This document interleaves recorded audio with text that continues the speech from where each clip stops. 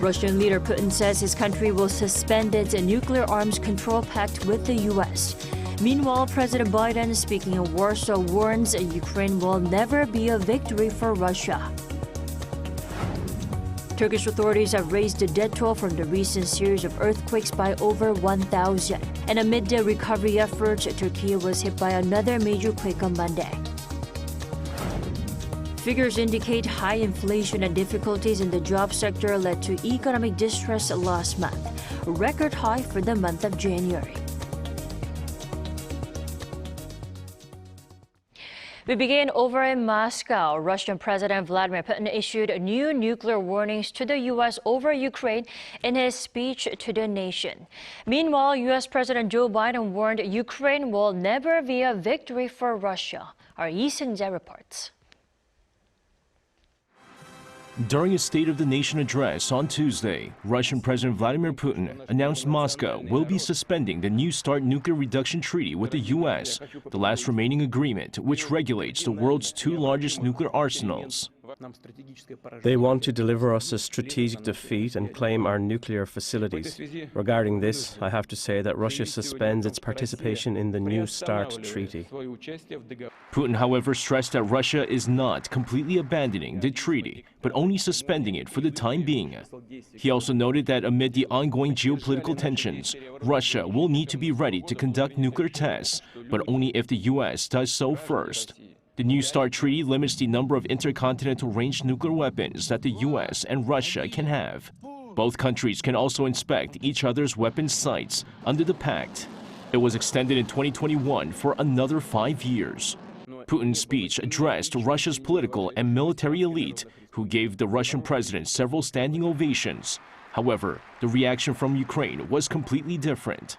Kyiv says Putin's latest speech indicates that Russia has reached a strategic dead end and that Putin is in a completely different reality. Meanwhile, over in Warsaw, U.S. President Joe Biden delivered a speech a day after a secret visit to Kyiv, promising that Russia will never be victorious over Ukraine, while vowing unwavering support for Ukraine. Brutality will never grind down the will of the free, and Ukraine will never be a victory for Russia. Never.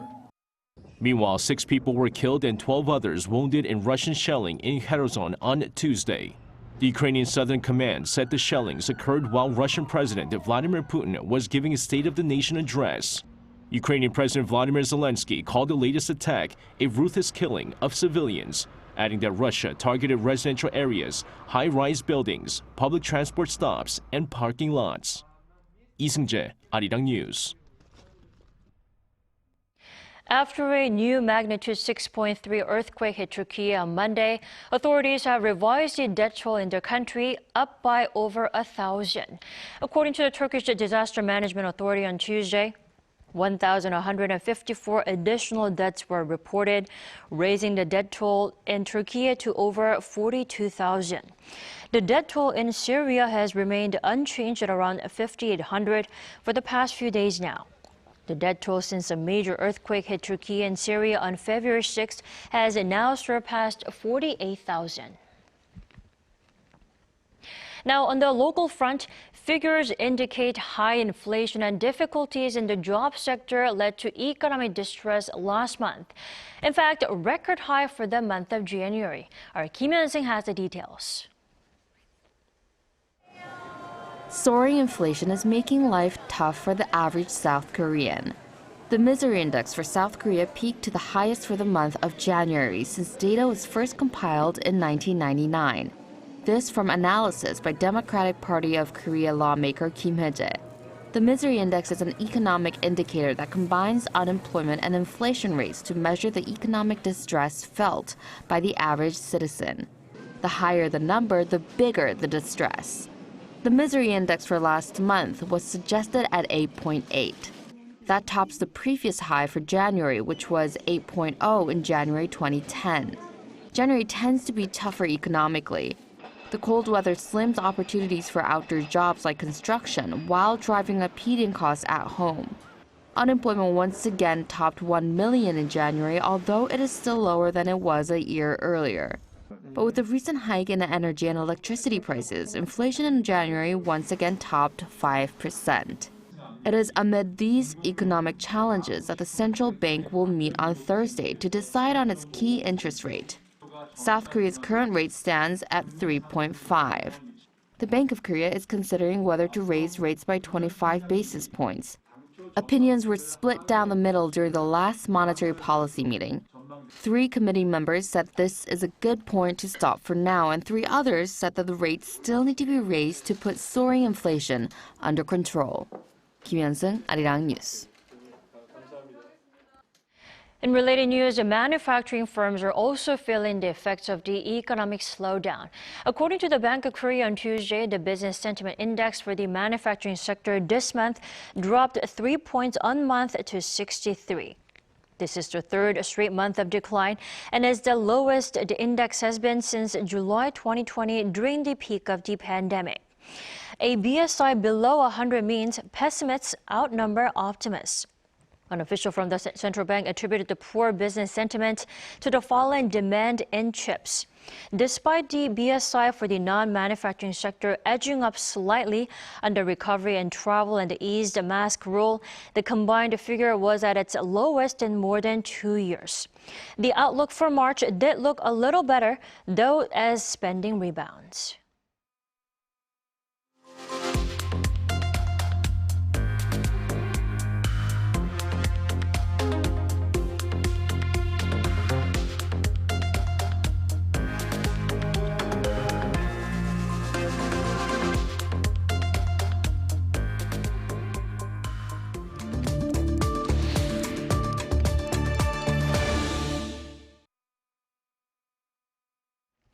South Korea's mega entertainment agency that boasts BTS HYBE has become the largest shareholder of traditional heavyweights SM Entertainment. Now, it may be too early to talk yet, but what could a possible integration of the two firms mean for our K-pop stars and K-pop industry going forward?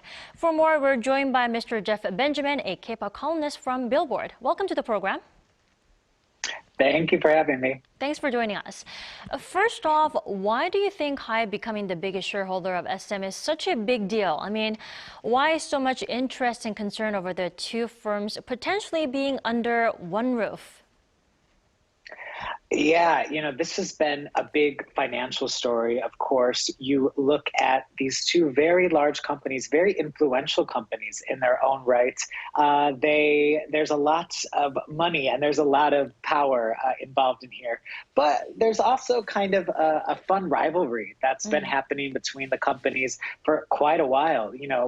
SM Entertainment is a long historied K-pop label that has had a lot of attempts and a lot of tries to really make it overseas. They've done very well in Japan. They have done not as well in America, but HYBE is a company that hasn't even been around as some of the artists under SM have been out in the world. And they're kind of seen as the newcomer and someone who really did crack the United States with BTS in particular. So, there's been this really interesting rivalry between these two companies in particular. Sometimes they're artists as well by the fans. And, it's kind of interesting to see what happens when the newcomer kind of comes in and seems to have a really big potential huge stakehold in this historic company that's sort of been seen as a rival and someone who never really was considered a true competitor to this company in that way. So it's fun and dramatic in that way. Right. Not only a different group of fans across the world, but also different charms that the two firms have. Very distinguishable. And how will the integration of SM and HYBE transform the K-pop industry then? I mean, we're talking about the direction and the style of K-pop. Will it be for the better, or what hurdles will need to be overcome? What do you think? There's so many ways that this can go, and I think a lot of people are rightfully worried about, the potential monopoly that could happen when you put together someone like HYBE and someone like SM, two very strong companies on their own. If you do put them together, what real chances are there for other companies? I'm a big believer in fair competition and making sure that everyone gets their chance. But at the same time too, HYBE has been sort of in this mode of acquiring and working with different labels and working with different artists under these labels. For example, they acquired Pledis Entertainment, home to big international power 17, Kaz Entertainment, home to Zico, super producer and rapper. And for the most part, we've gotten the sense that they've been able to keep their artistic integrity, keep how these labels all work. So in one sense, even though they might all be under this family company, maybe there's a sense that SM will still be able to retain their company colors, the things that always represent them as well. And so, you know, there's definitely going to be some struggles and maybe some growing pains if this does end up happening. But at the same time, too, HYBE has really done a great job at making sure all of its labels do work independently and kind of making sure that everyone gets their own space and just uses their resources to their best ability. Right, especially HYBE, they have so unique colors that differentiate them from other K-pop stars within the firm as well. Now, finally, what does it mean for our K-pop stars then? I mean, does it mean a new opportunity for K-pop stars of SM and HYBE? I mean, if it is, in what way do you think that will be an opportunity? You know, it's interesting to say, and there's been some sort of, you know, the artists themselves haven't really spoken too much about this. There's been some hints that maybe on the SM side that certain artists are not so thrilled about this potential news. But I think, you know, in the end, these artists have proven, despite whatever rivalries there may be on the business side or between their companies or managements, they are friends. They all work in the same industry. There's kind of that understanding of how each other works. And, you know, I think there's respect amongst all the artists, you know, no matter what side of the coin you lay on. And so I think, you know, eventually once sort of those, you know, business side of things kind of fall off the, you know, aren't so dramatic, there could be some really cool ways for the artists to come together and collaborate in that way too. I think, you know, the biggest thing, a lot of people are worried that maybe their favorite artist or their favorite group might be affected by some type of merger or some type of acquisition. I think the biggest thing that artists and fans want to see is just everyone still getting their chance to be on stage, still being able to make music, you know, do what they feel they love to do and what they're meant to do. And I think that's sort of what becomes the biggest sort of issue in all of this, is that, you know, is everyone still going to be able to continue as they've always been able to continue? That includes the employees, the managers, the people at the company, and of course the artists as well. Right. There's always a way to coexist, right? I hope so. I hope so. So, well, we're hoping for the best. But yeah, it's a very exciting story. I believe in the two big firms as well. Yes. All right. Thank you so much for your insight. Thank you.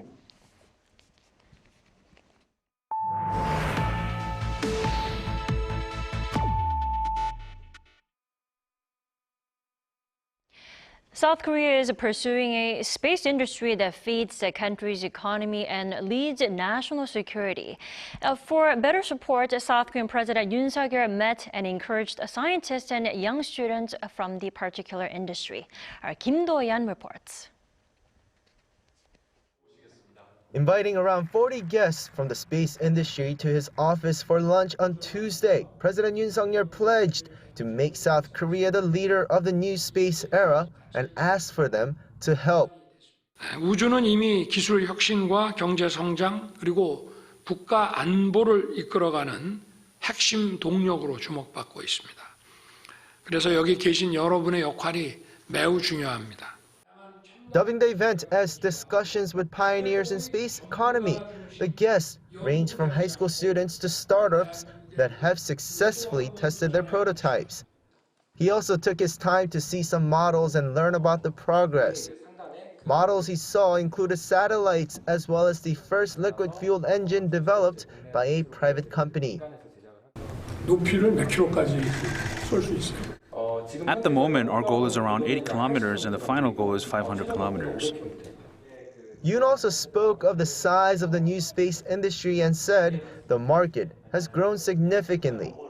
He added, in the 20th century, space was an unknown world, an area of exploration, and an arena for tech-strong countries.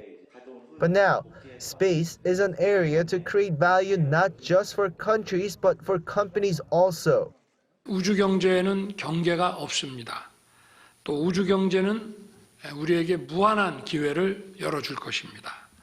우주 탐사와 활용, 또 이를 위한 발사체와 위성 개발, 제작, 발사, 운영은 물론 관련한 가치를 창출하는 모든 활동이 바로 우주 경제입니다. President Yoon reiterated his plans for South Korea to launch its own space agency staffed by the nation's top scientists. He also promised government funding for the space industry in areas yet to see big growth in order to lay the foundations for a strong and successful market. Kim Do-yeon, Arirang News.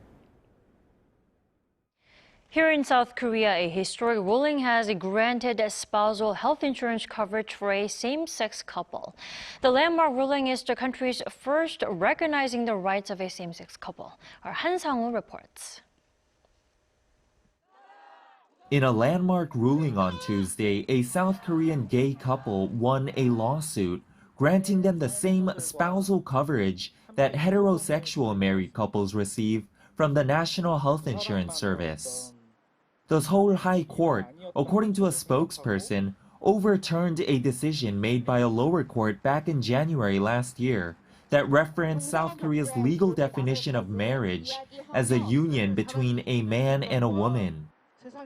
A year before that, in February 2021, plaintiff So Sung-uk had sued the NHIS after it terminated benefits for him by disqualifying him as a dependent of his male partner and thus ordering Seoul to pay insurance premiums. Seoul said the NHIS had first covered him as a dependent under his partner's employer-based health insurance program in February 2020, but later reversed the decision after discovering they were a gay couple. In response, he has claimed they were discriminated against, considering that the NHIS provides spousal coverage to common law partners. In Tuesday's ruling, the Seoul High Court has ordered the NHIS to allow the plaintiff to file as a spousal dependent. His lawyer, as well as Amnesty International, say it's the first case of a court in South Korea recognizing the legal status of same-sex couples.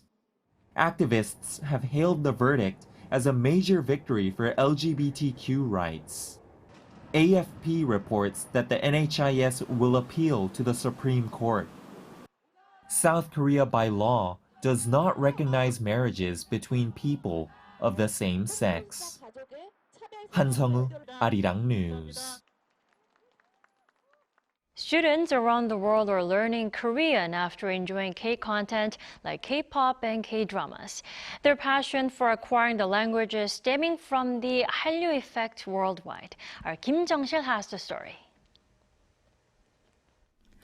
Students in this class have come from all over the world to study the Korean language.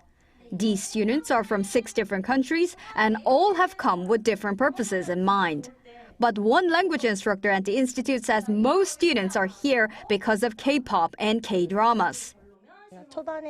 Before, many students came to learn Korean to get into college or to help find a job in Korea or because they have Korean family. But recently, most of the students come because they are interested in K-culture such as K-pop, dramas, or movies. A recent CNN report quoted a Korean language expert from Columbia University as saying that Korean has become modern, cooler, and hipper. Students in South Korea seem to agree. Especially recently, with like Netflix and all those sort of international things, there's a lot more interest growing in sort of that sort of sphere as well. And yeah, I know a lot of my friends, they sort of talk about that kind of thing, and then yeah, it's sort of growing from there. The Korean Language Center of Korea University currently has more than 1,000 international students registered. Seoul National University, on the other hand, has been offering a special program for Japanese students since 1992. The program resumed last winter after a pause during the pandemic. The students here just arrived last week from Japan's prestigious Keio University. They've come here to learn the Korean language and culture, but also to better understand Korea as a nation. I'm studying Japanese politics and I found many similarities between Japan and South Korea in their culture and politics, so I decided to join the program to learn Korean. I have a lot of interest in Korean culture, especially in entertainment, so I was hoping to learn more Korean so that I can understand it from a different viewpoint. Since South Korea's entertainment business is at a global level, the majority of the students have the motivation to learn Korean. What I always tell them is that South Korea and China are geologically our close neighbors, so we should get along with those countries. And in order to get along with Korean people, that it's vital to learn the language. All the students we met said they want to make the most out of their experience in South Korea. Kim Jung-sil, Arirang News.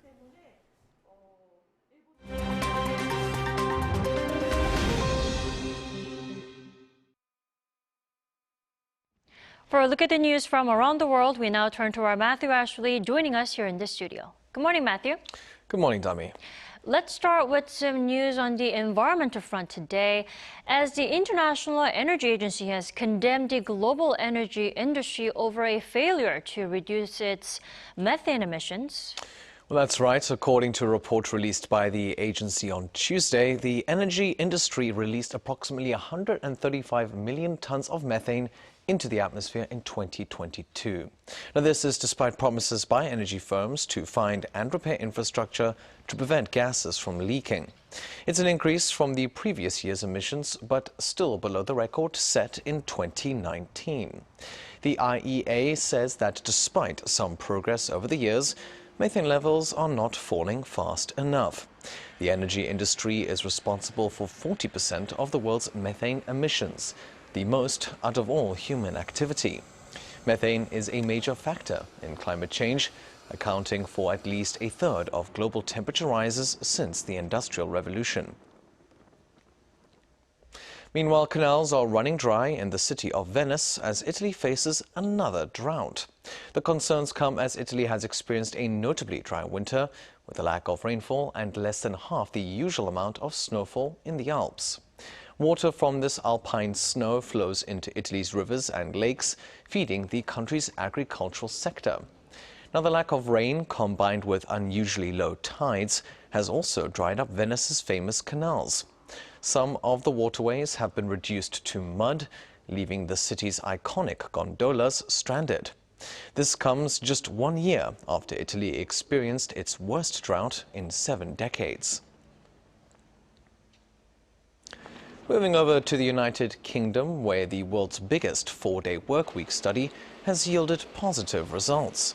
According to findings published on Tuesday, employees taking part reported better sleep, reduced stress levels, improvements to their personal lives and mental health. There was also a drop in resignations. Some companies, meanwhile, reported no major change to revenue during the experiment. Organized by 4-Day Week Global, the program ran from June to December last year. It involved almost 3,000 employees across 61 UK companies. The program saw firms adopt different ways to reduce employee working hours while paying the same salary. And finally, the European Space Agency is set to peer into the dark universe with a new space telescope. Presented by the agency on Tuesday, the spacecraft is called Euclid. Euclid will travel to its destination 1.5 million kilometers from Earth to help scientists further study dark matter, dark energy, and gravity. The telescope functions by taking pictures of billions of galaxies at a distance of 10 billion light years. This across more than a third of the sky. It then creates a 3D map that allows scientists to observe light distortion. The Space Telescope is slated to be launched on top of a SpaceX Falcon 9 in July this year from Cape Canaveral in Florida.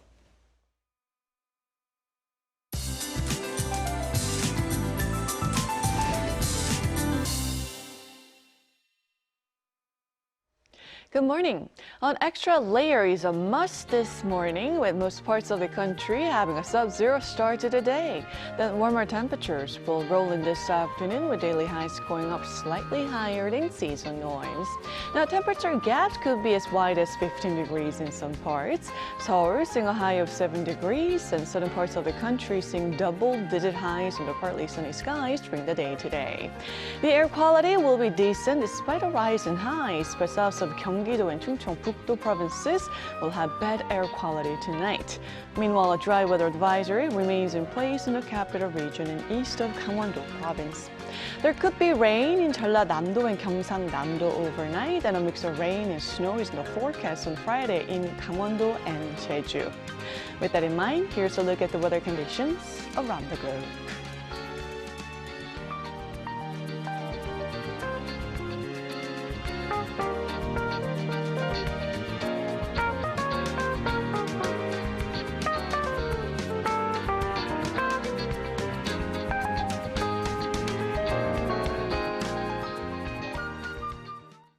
That wraps up today's New Day at Arirang. We'll be back tomorrow for Wednesday's edition at the same time. Thanks for watching.